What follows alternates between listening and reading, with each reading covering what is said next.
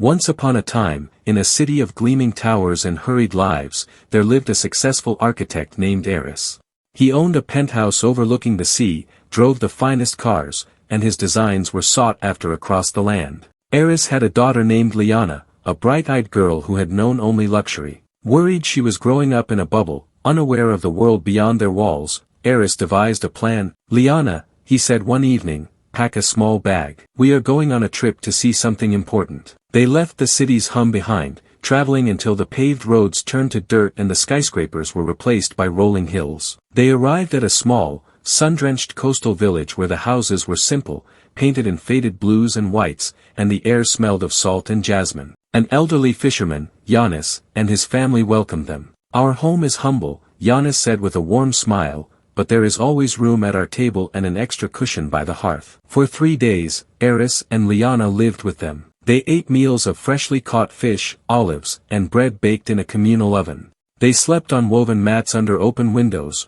lulled by the sound of waves. Liana helped Giannis's granddaughter, Eleni, mend nets and collect herbs. In the evenings, the entire village would gather in the central square, not to scroll through screens, but to share food, play music on weathered instruments, and dance under a canopy of stars. They told stories of the sea, their voices weaving a tapestry of shared history and laughter. Everyone knew everyone, joys and sorrows were communal. When the time came to leave, Aris felt a quiet satisfaction. In the car, he asked, "Well, Liana, what did you think of our journey? Did you see how little they have?" Liana gazed out the window for a long moment before speaking. "Papa, I saw many things. They have no security system, but their doors are never locked. We have a housekeeper, but their whole village cleans the beach together every morning. We have a state-of-the-art sound system, but they have songs that everyone knows the words to. We have priceless art on our walls, but they have murals painted by every generation, telling their story."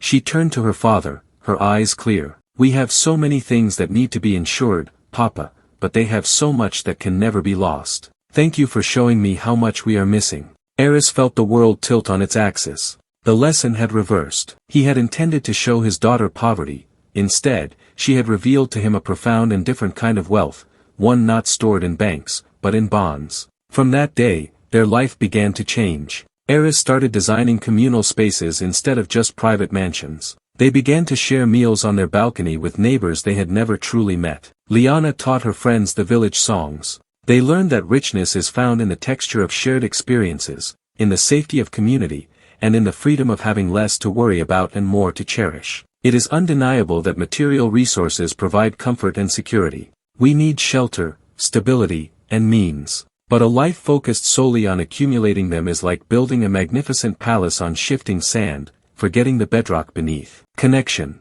community, trust, shared history, collective joy, a sense of belonging, peace of mind, generosity of spirit. The truly wealthy are not those who have the most, but those who need the least to feel whole. The fisherman's family was abundant in all the currencies that sustain the human spirit. They possessed time, trust, and togetherness. Aris, for all his possessions, had been living in a beautiful, solitary confinement. True wealth means measuring your fortune by the strength of your connections, the depth of your peace, and your capacity for joy in the ordinary. It is about building a life where what you have is enough, and what you give defines you. Don't postpone your richness for a future milestone. Begin the audit of your true assets today. Count the smiles shared, the hands held, the moments of unscripted laughter, and the peace found in a quiet dawn. Now, I turn it over to you. What constitutes the real wealth in your life? Is it the unwavering support of your family? The health that lets you breathe deeply? The friends who know your silence? Or the simple freedom to watch a sunset, unburdened? If this story shifted something in your perspective, please like and share it, so the conversation about real abundance can grow. Subscribe for more tales that don't just pass the time, but transform it.